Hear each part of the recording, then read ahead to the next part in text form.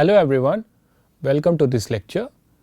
Just a quick recap, in the last lecture we had seen the definition of authenticated encryption scheme, and the plan for this lecture is to construct one such authenticated encryption scheme. Namely, in this lecture we will see how to compose a CPA secure cipher and a secure MAC and obtain an authenticated encryption scheme. So, there are several approaches for composing a CPA secure cipher and a secure MAC. In this lecture we will discuss one of those approaches of composing, namely the encrypt then authenticate approach. So, the problem that we are interested to solve here is that we are given a CPA secure symmetric key encryption and we are given a message authentication code, and we want to combine them or compose them to obtain an authenticated encryption scheme. So, we have a CPA secure scheme which has its own key generation algorithm, encryption algorithm, decryption algorithm over its own plain text space, key space and a ciphertext space, and we have a secure MAC which has its own key generation algorithm, a tag generation algorithm and a tag verification algorithm, and it has its own message space, key space and the tag space. And the goal here is to come up with a generic way of composing these two primitives such that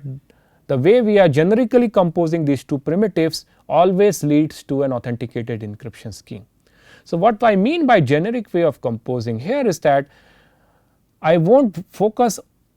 on the underlying instantiation of the CPA secure scheme and the underlying MAC scheme. We are just going to consider them as a black box. We assume that we are given some instantiation, an arbitrary instantiation of a CPA secure scheme and an arbitrary instantiation of secure MAC scheme, and our goal is to generically compose them such that we are always guaranteed to obtain an authenticated encryption scheme by that generic composition.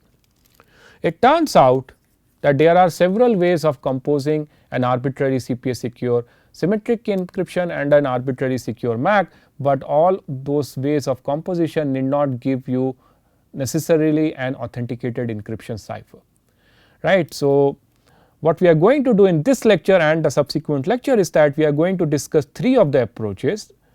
and in this lecture we are going to discuss only the first approach, and we are going to show that this first approach always leads you to an authenticated encryption cipher, whereas the remaining two approaches need not always lead you to an authenticated encryption cipher. So, let us discuss the first approach, namely the encrypt then authenticate approach. So, just to recall, what we are given here is we are given an arbitrary CPA secure symmetric encryption and an arbitrary secure MAC, and we are going to compose these two primitives to obtain an authenticated encryption cipher which has its key generation algorithm, encryption algorithm and decryption algorithm, and the message space of this composed scheme will be the message space of the underlying CPA secure scheme. The key space of the composed scheme is going to be a pair of keys where the first key will be picked as where the first part of the key will belong to the key space of the CPA secure encryption process, and the second part of the key will belong to the key space of the underlying message authentication code. And the ciphertext space of the composed scheme will again be a pair where the first component of the pair will belong to the ciphertext space of the CPA secure scheme, and the second component of the ciphertext will belong to the tag space of the underlying message authentication code. So, that is the way we are going to that is a message space, key space and the ciphertext space of the composed scheme. Now, let us see how exactly the composing happens in this encrypt then authenticate approach. So, the key generation algorithm of the composed scheme is as follows. So, it independently runs the key generation algorithm of the CPA secure scheme and output a key as per that key generation algorithm, which I denote by k sub e,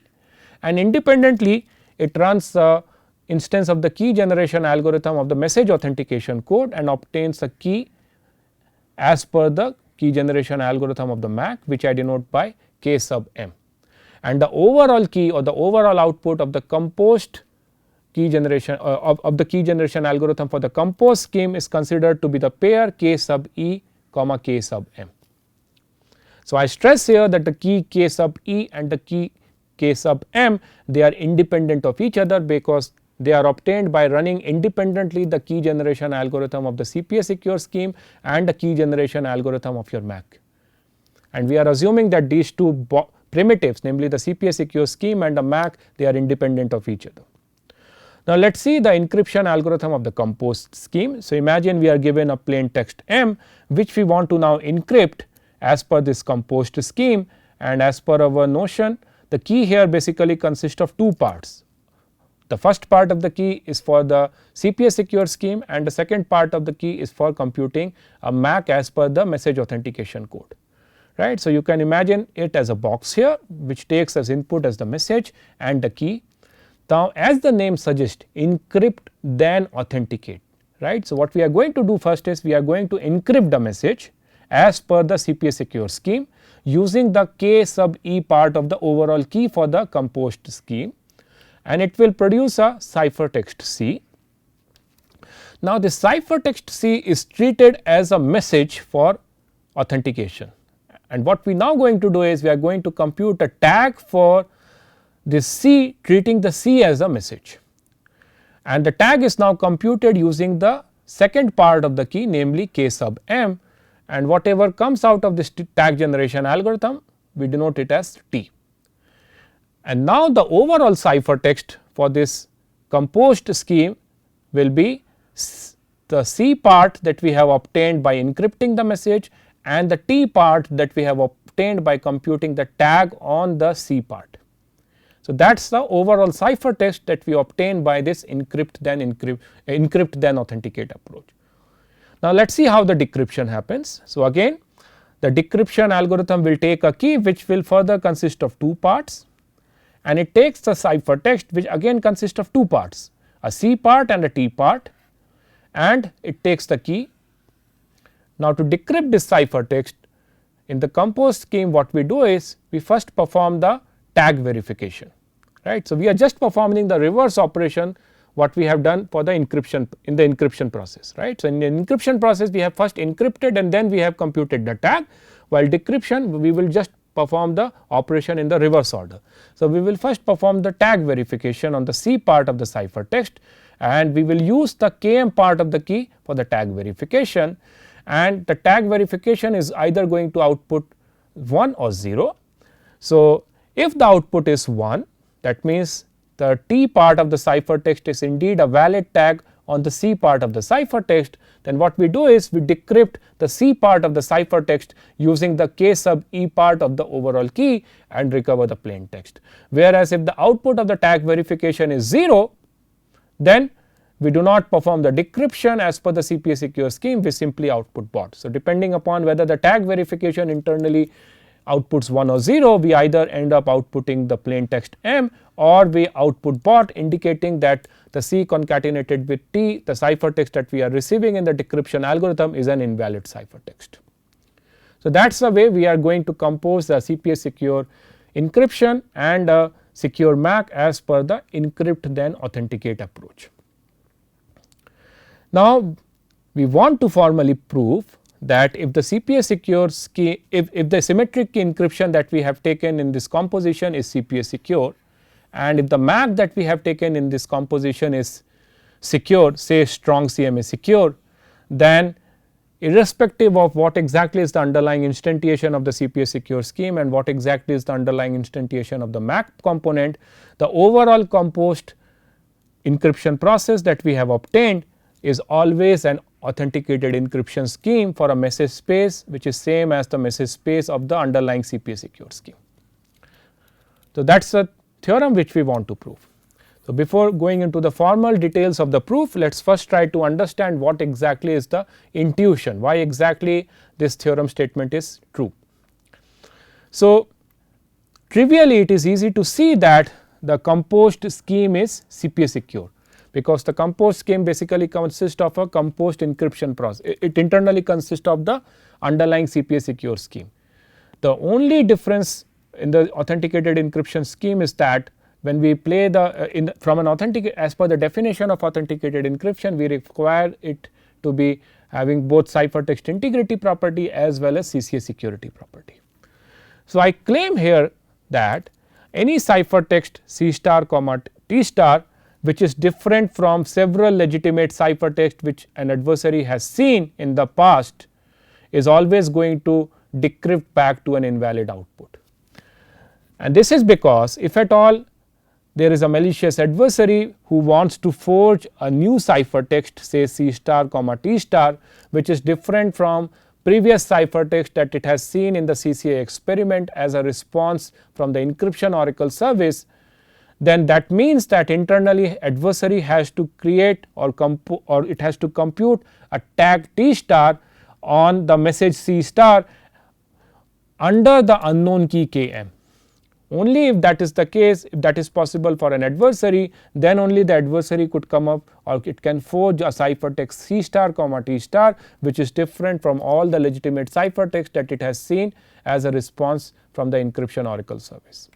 But that will be a violation of the strong CMA security of the underlying MAC. So, remember, we are assuming that the underlying MAC is strong CMA secure. And if it is strong CMA secure, then it is very unlikely that a polytime adversary based on several ciphertexts that it has seen in the past could come up with a new ciphertext of the form C star comma T star, where T star is a tag on C star, where C star is treated as the message. So, that is the first observation here. That means if it is difficult for an adversary to come up with a new legitimate ciphertext which decrypts to a non-null output, then it means that any CCA attacker, from the viewpoint of that CCA attacker, the decryption oracle service is completely useless, because if at all it tries to create a new ciphertext, it cannot do that, because creating a new legitimate ciphertext is as good as forging the underlying message authentication code, which it can do only with very less probability. And that means that any new ciphertext or any new bit string C concatenated T which it tries to create and submit to the decryption oracle service will always return back bot to him. And that means decryption oracle service is completely useless for such a CCA attacker, and hence such a CCA attacker basically reduces to an instance of a CPA attacker. And that automatically means that if our composed scheme pi is CPA secure, that means what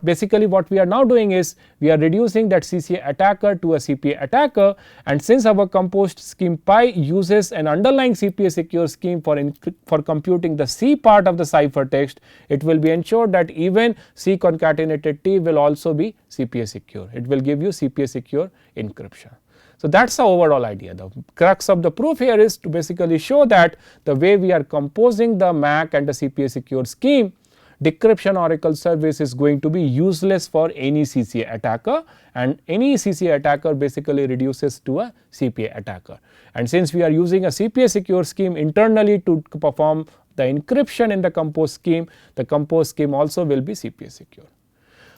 However, it turns out that even though this intuition is very simple to understand, formally establishing this through reductions is a challenging task. So, let us go into the details of the reduction proof here.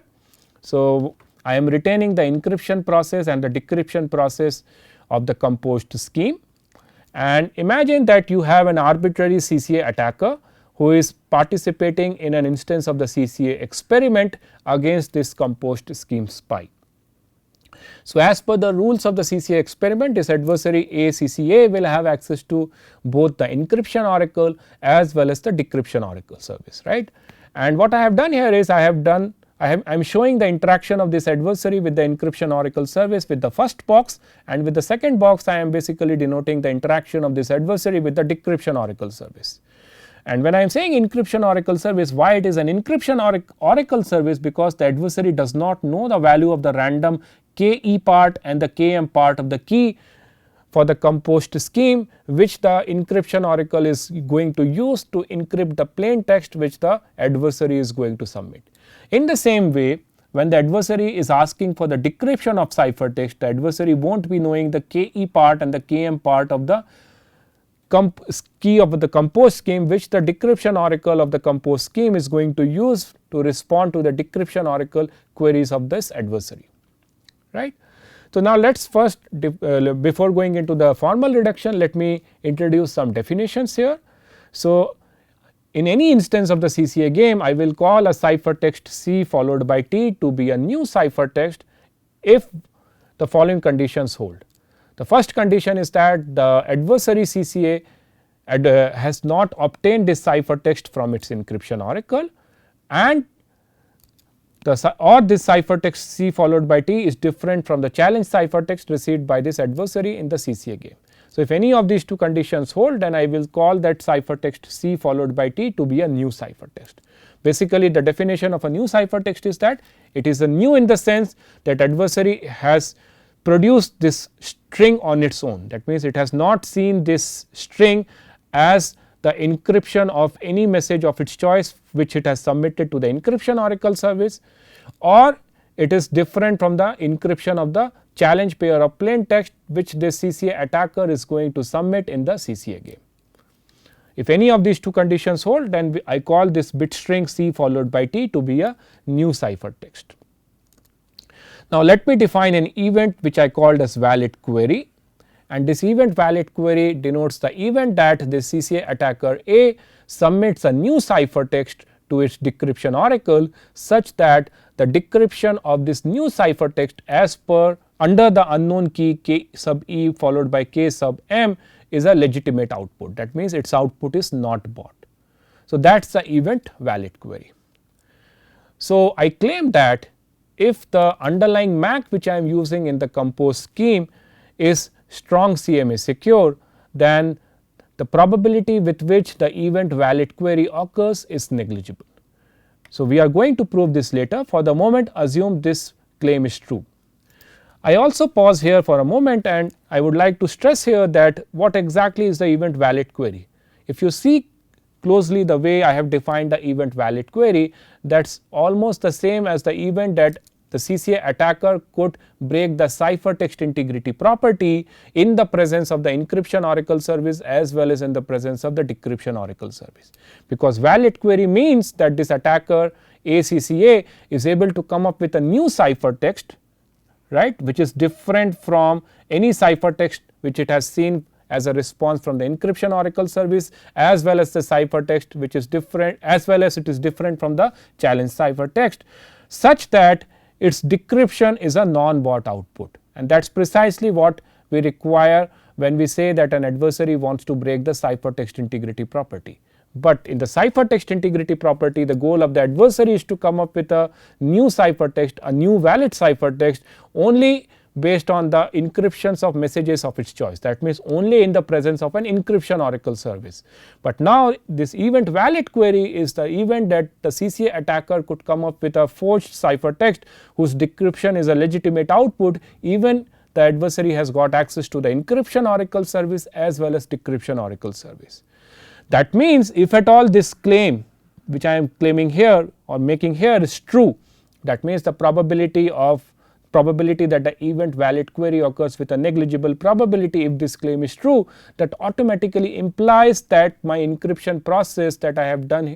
designed here by composing the CPA secure scheme and the MAC has also the ciphertext integrity property. That means, the probability with which the ciphertext integrity property will be satisfied is always upper bounded by the probability with which the event valid query can occur in the presence of any CCA attacker. And if I indeed prove that the probability that the event valid query occurs with a negligible probability, it automatically implies that the event ciphertext integrity, it automatically implies that the ciphertext integrity property is also satisfied by my scheme. So, we will again touch upon this fact later on when we will prove the ciphertext integrity property of the composed scheme. But for the moment, assume that this claim is true, right. So, now I want to prove that the composed scheme that we have designed here is indeed CCA secure. So, let us try to calculate that what is the probability that any CCA attacker attacking this composed scheme is able to win the instance of the CCA game. That means, what is the probability that the output of the CCA experiment is 1, and the probability that this adversary can win the CCA game can be further divided into two cases, namely, first case where the adversary can win the CCA game under the presence of the event that event valid query occurs,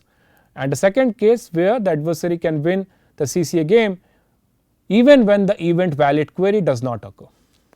right. So, that is a way, that is the overall probability of the CCA attacker winning the CCA game.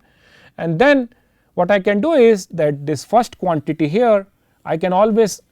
upper bound it by the probability that the event valid query occurs. So, that is how I obtain an upper bound on the overall probability with which the adversary can win the CCA game. So, that is the overall probability, and what I am going to show next is that if my underlying CPA secure, if my underlying symmetric key encryption process in the composed scheme is CPA secure, then what I am going to prove is that the probability that the CCA attacker can win the game even in the absence of the event valid query is upper bounded by half plus negligible. And intuitively this is true, because if the event valid query does not occur, that means all the new ciphertext which the CCA attacker is going to submit to the decryption oracle is going to give him back an output bot, then basically this CCA attacker reduces to an instance of CPA attacker.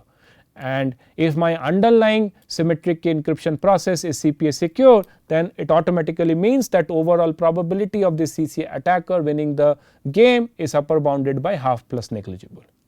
right. So, that is the claim I am going to prove next. So, now assuming for the moment that indeed this claim is true, then I am already claiming that the probability with which the event valid query can occur is negligible, and if I indeed prove this new claim which I am making here, that the probability that this CCA attacker can win the game in the absence of the event valid query is upper bounded by half plus negligible, then I obtain that overall the probability that this CCA attacker can win the game is upper bounded by half plus negligible plus some other negligible function, and the sum of two negligible function is also a negligible function. So, this will prove that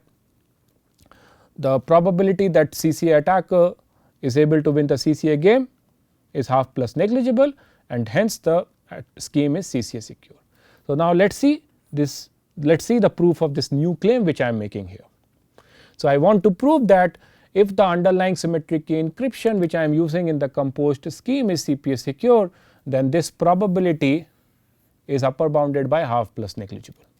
and this I am going to establish formally through a reduction. So, imagine an arbitrary CCA attacker who is playing an instance of the CCA game against the composed scheme pi. Using such an attacker, I am going to design another attacker which I denote as A sub CPA, whose goal is to win an instance of the CPA game against the underlying symmetric key encryption process which is used in the composed scheme. So, basically the goal of this adversary A sub CPA is to win an instance of the CPA game against the underlying symmetric key encryption process which I am using in the composed scheme, right. So, in the left hand side part basically of the overall reduction, you have an instance of the CPA game, but against the underlying symmetric key encryption scheme which is used in the composed scheme, and on the right hand side part of the experiment you have an instance of the CCA game, and this adversary A sub CPA is going to play a dual role. On the left hand side part of the reduction, he is acting as an adversary in an instance of the CPA game, whereas in the right hand side part of the experiment he is acting as a verifier for an instance of the CCA game against the composed scheme. So, now let us see how exactly the interactions happen in this reduction. So, when this adversary A sub CPA invokes the adversary A sub CCA, the adversary A sub CCA can demand for encryption oracle queries where it submits several plain text and asks for the encryptions of those messages as per the composed scheme. To respond to those queries,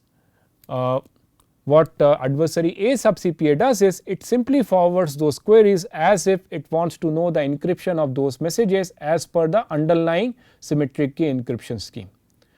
Now, what the verifier for this CPA game is going to do is it is going to respond to these queries, and to respond to those queries it picks the key as per the key generation algorithm of the underlying symmetric key encryption scheme, which I denote by K sub E, and it is going to encrypt those messages,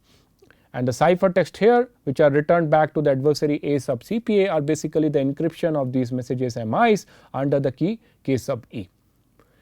Now, this adversary A sub CPA, he has to act as a verifier and he has to respond to the encryption oracle queries that he has seen in the CCA part of the experiment. So, what it is going to do is to respond to the encryption oracle queries, this adversary A sub CPA itself picks a uniformly random key from the key space of the underlying MAC as per the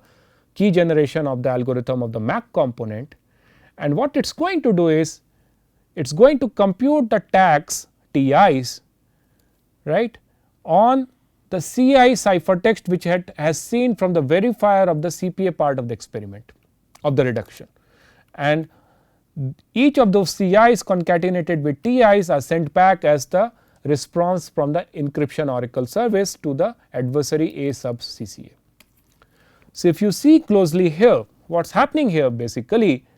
adversary A sub CCA, it expects the encryption of these messages F sub 1, F sub 2, F sub S as per the composed scheme pi. And how exactly the encryption for these messages would have been computed? It would have been computed by first encrypting these messages as per the underlying symmetric key encryption scheme. So, that is what is the CI part here, and on top of that a layer of message authentication tags will be computed, and that is what this adversary A sub CPA itself is doing. So, if I just consider the view of this adversary A sub CCA, its view is exactly the same as it would have expected when it participates in an instance of the CCA game and it sees the response of this encryption oracle queries from the corresponding experiment. So, distribution wise, the probability distribution of the ciphertext at the adversary A sub CCA finally sees in response to his encryption oracle queries is exactly the same as per an instance of the CCA game that it expects. The difference here is that now the adversary's interaction basically is with a CPA attacker who is actually computing the layer of MAC tag on the ciphertext which it is seeing from the verifier or the experiment or the CPA experiment, right. So, that is how the encryption oracle queries are handled by this adversary A sub CPA. Now, suppose this CCA attacker asks for the decryption oracle queries, namely suppose it submits a ciphertext C followed by T and asks for the decryption of such ciphertext. Now, what this adversary A sub CPA has to do? He has to act as a verifier for this CCA experiment and he has to decrypt those ciphertext, but it cannot decrypt those ciphertext completely, because for decrypting those ciphertext he need to have both the KM part of the key as well as the KE part of the key. The KM part of the key is available with this CPA attacker, but the KE part of the key is available with the experiment with the CPA experiment, which it cannot fetch, because if it can fetch the KE part of the CPA game, then trivially this adversary A CPA can win the CPA game. The challenge for this adversary A sub CPA is basically to win the CPA experiment even without knowing the key K sub E. So, the way this adversary A sub CPA is going to respond to this decryption oracle queries is as follows. It sees whether this string C followed by T which has been submitted by the CCA attacker for the decryption oracle service is already present in the list of the ciphertext which this adversary A sub CPA has sent back to the adversary in response to the encryption oracle queries. Basically, it checks whether this ciphertext is a result of encryption of any of the previous messages for which the adversary A sub CCA has asked the encryption oracle service. If it so happen that indeed this is the case, then what this adversary A sub CPA does is it just responds back with the message M as the output of the decryption oracle service for the ciphertext C followed by T. On the other hand, if this adversary A sub CPA sees that this ciphertext C concatenated T is a new string which is not present in the list of the ciphertext which it has already sent as a response to the encryption oracle queries to the adversary A sub CCA, then basically the response for this decryption oracle service for such new ciphertext is bought. That is what is the strategy of this adversary A sub CPA to respond to the decryption oracle service. Now, as per the CCA game, this adversary A CCA will submit a pair of challenge plain text M0, M1, and what this adversary A CPA does is it simply forward those plain text as the challenge plain text in the CPA part of this reduction. And what this CPA experiment does it randomly decides one of the message for encryption and encrypt this message as per the key K sub E, and what this adversary A CPA does, it adds its own layer of message authentication tag on C star, treating C star as the tag as per the key KM, and that is sent as the challenge ciphertext to this adversary CCA. Again, if you see the view of the adversary, that means the probability distribution of the challenge ciphertext that the adversary ACCA is seeing is exactly the same as this adversary ACCA would have seen by participating in a real instance of the CCA game. The ciphertext C star comma T star would have been computed by first encrypting the message MB under a key KE, which is uniformly random, and then following it by adding a layer of tag under a key KM, which is also uniformly random. And that is how exactly the distribution of the challenge ciphertext C star comma T star that this adversary A sub CCA is seeing in this experiment. Now again, this adversary A sub CCA could ask for the decryption oracle queries, and to respond to those decryption oracle queries, my adversary A sub CCA is going to again follow the same strategy. Namely, it sees whether the decryption oracle query which had been submitted is a response to the it belongs to the set of ciphertext which the adversary has already, which the adversary A sub CPA has already sent as a response to the encryption oracle services. If it so happen, then the corresponding M is sent as the output, otherwise bot is sent as the output. And once the adversary ACCA has participated in all the phases of the CCA game, it outputs a bit B dash, namely it identifies whether this challenge ciphertext is an encryption of message M0 or message M1. And now using the response that this adversary A sub CCA submits, my CPA adversary submits the same response B dash, namely it says that the challenge ciphertext C star that it has seen is an encryption of the message MB dash. So before analyzing the success probability of this CPA attacker that we have constructed in this reduction, let us see, or let me highlight the way this CPA attacker has responded to the decryption oracle queries that this adversary A sub CCA is submitting. If you see closely here, then the way this decryption oracle queries are handled, it is consistent with the event that event valid query does not occur. So recall, the event valid query means that the adversary A sub CCA submits a new ciphertext which decrypts to a legitimate output, right. So assuming that the event valid query does not occur, then any ciphertext, any new ciphertext C concatenated with T which has been submitted by the adversary is going to respond, is going to give the output bot, and that is what exactly this adversary A sub CPA is doing while responding to any decryption oracle query which is a new ciphertext, right. So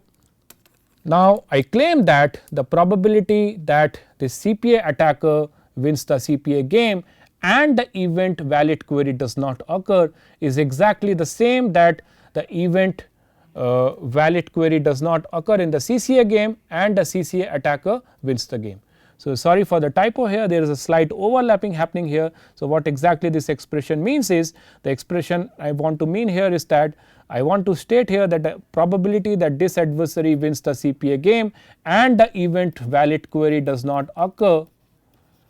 right,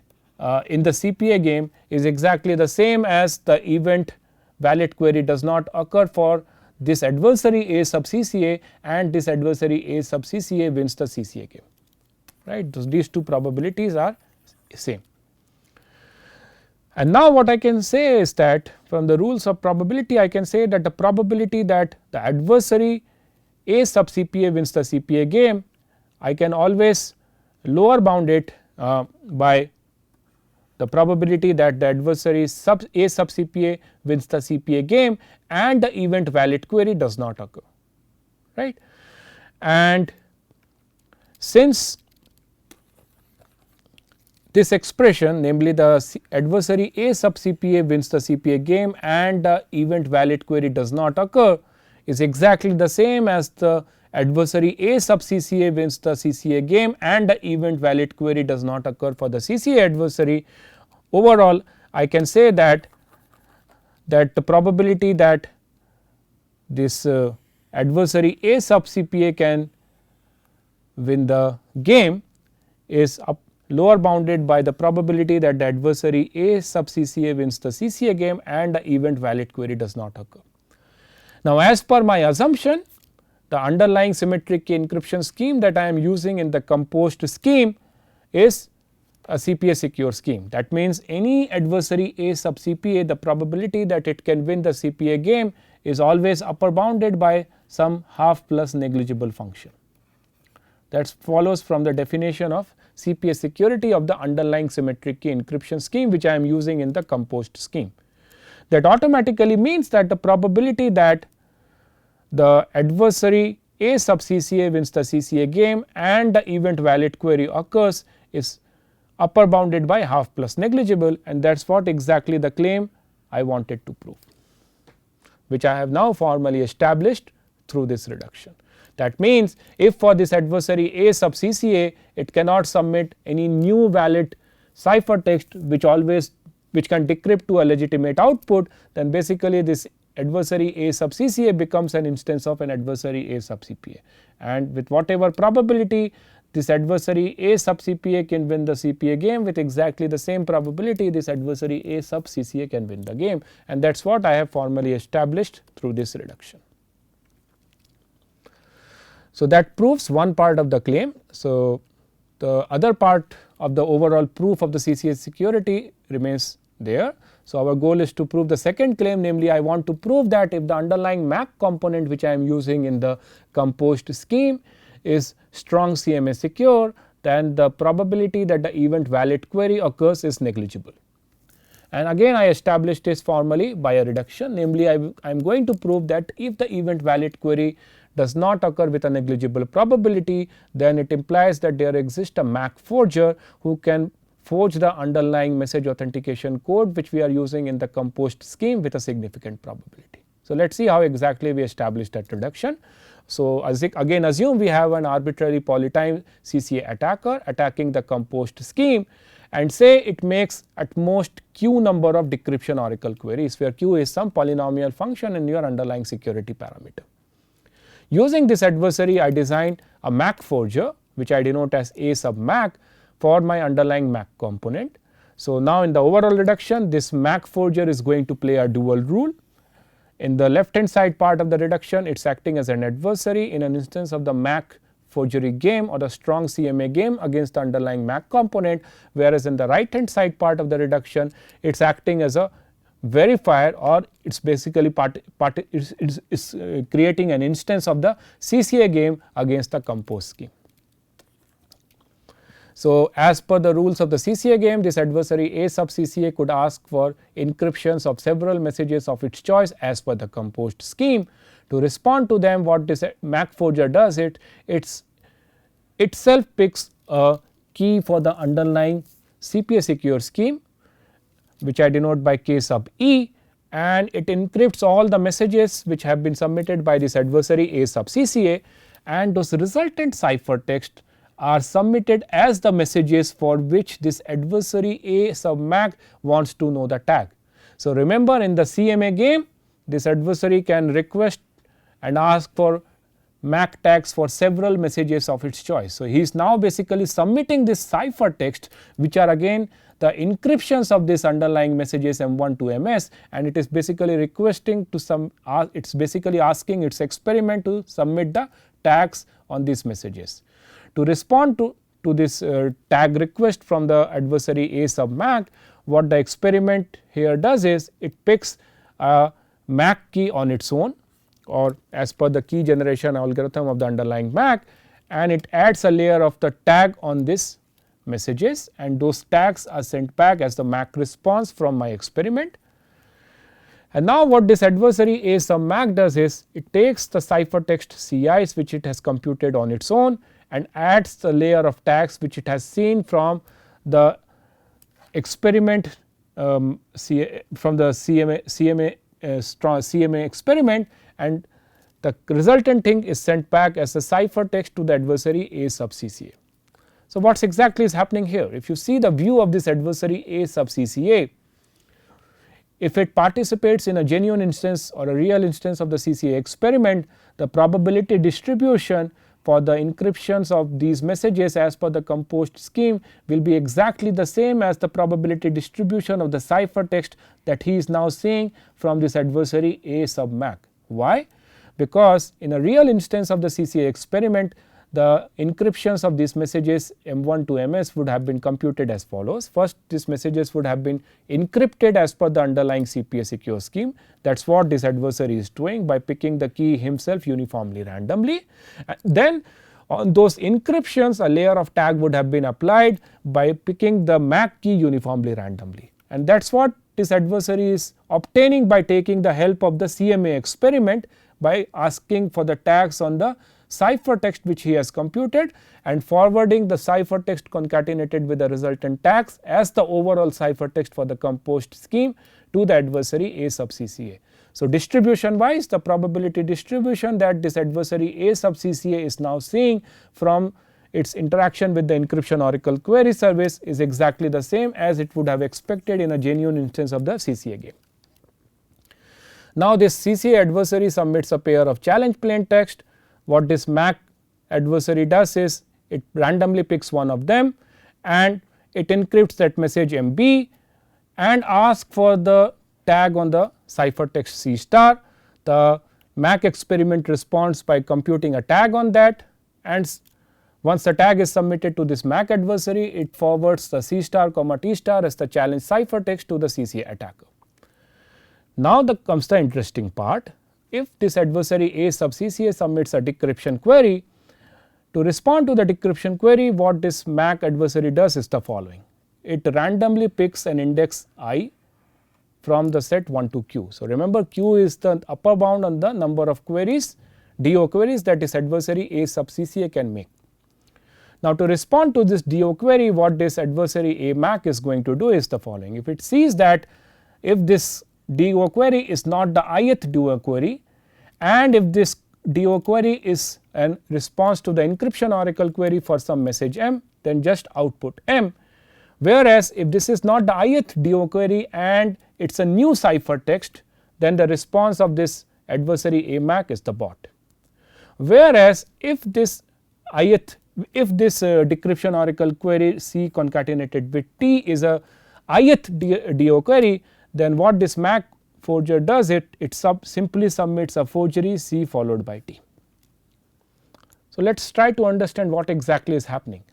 So, the way we have constructed the reduction, if you see this adversary A sub CCA, its interaction is basically with two individual entities, but it does not know that it is actually interacting with two individual entities, because that is the underlying details of the reduction. He is basically interacting with a MAC adversary who has selected the encryption key for the CPA secure scheme and also with a verifier for the CMA experiment who has selected the MAC key. And whenever he is asking for an encryption oracle query, the response are coming by the MAC adversary computing the encryptions and the CMA experiment computing the tags. But when it comes to the decryption oracle service, our MAC adversary cannot simply respond to those decryption oracle service, because to respond to those decryption oracle queries, the MAC adversary need to know both the KE part as well as the KM part, but it has access only to the KE part. So, basically what we have done here is this MAC adversary is just guessing that CI comma TI is the first instance of the DO query, where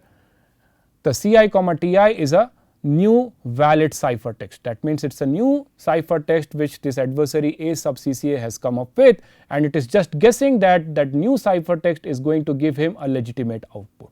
And just thinking that indeed it is the correct first instance of new valid decryption oracle query, this MAC adversary is submitting that CI comma TI as a MAC forgery in the MAC part of the overall reduction, right. So, it turns out that if the event valid query occurs several times during the interaction with the adversary A sub CCA, then the probability with which the MAC adversary could output a forgery in the CMA part or the CMA experiment of the overall reduction is at least the same with which the event valid query occurs for this adversary A sub CCA, and the guess of the MAC adversary A MAC that indeed the ith query CI comma QI is the first instance when this adversary A sub CCA is submitting a new valid ciphertext is indeed the correct guess. So, that means I can say that the probability with which this MAC forger could win the CMA experiment in this reduction is at least the probability with which the event valid query occurs for this adversary A sub CCA, and the guess of the adversary A MAC is correct, which could happen with probability 1 over q, and that automatically implies that the probability that the event valid query occurs is upper bounded by q times the probability that the MAC adversary can win the CMA game. But since we are assuming that our underlying MAC is a secure MAC, we know that this quantity, namely the adversary A MAC could win the CMA game, is some negligible function, because that is what is the definition of a CMA secure MAC. And since q is also some polynomial function in the security parameter, polynomial function in the security parameter multiplied by a negligible probability is going to give you a negligible function, which proves that the probability that the event valid query occurs is a negligible function. So, now let us come back to the original theorem, which we wanted to prove that the composed scheme is indeed an authenticated encryption scheme. We had already formally proved that it is CCA secure, and during the proof we have formally established that the event valid query can occur only with a negligible probability. What remains is to prove that the composed scheme also have the ciphertext integrity property, but again this follows from the fact which I had discussed earlier, that the ciphertext integrity property in that which we formally established through the experiment InkForge, the experiment InkForge, the goal of the adversary to come up with a new valid ciphertext only with the help of access to the encryption oracle service. Whereas we have proved that the event valid query, which can happen with negligible probability even in the presence of both encryption oracle service as well as the decryption oracle service. That means I can formally state that the probability with which any polytime adversary can win the InkForge experiment or the ciphertext integrity experiment against the composed scheme is upper bounded by the probability with which the event valid query can occur, which I have already formally established to be a which can occur with negligible function. So, that proves the ciphertext integrity property, and that means that the composed scheme is always an authenticated encryption scheme. So, finally, let me discuss why exactly we need two independent keys to compose the CPA secure component and the MAC component to obtain an authenticated encryption scheme, right. So, if you see the key generation algorithm, I am operating the composed scheme with two independent keys, one for the CPA secure part of the underlying one for instantiating the CPA secure scheme and one for instantiating the MAC component. It turns out that indeed picking up the independent keys is required to ensure the overall security of the composed scheme, right. So, now you might be wondering what happens if we do not pick independent keys, what if I just operate the CPA secure part and the MAC part with the same key, right. It turns out, as I am saying, that the resultant scheme will not be secure, the resultant composed scheme will not be secure, and it is a food for thought for you, as an exercise for you to identify what exactly can go wrong, or where exactly the proof that we have given rigorously will get stuck if in the composed scheme, instead of picking KE and KM independently, the key generation algorithm of the composed scheme picks just a single key, both for instantiating the CPA secure component and for instantiating the MAC component. I am leaving that detail as an exercise for you. So, that brings me to the end of this lecture. In this lecture, we have seen how to compose a CPA secure symmetric key encryption and a secure MAC, and using the encrypt then authenticate approach such that the composed scheme is always provably an authenticated encryption scheme. Thank you.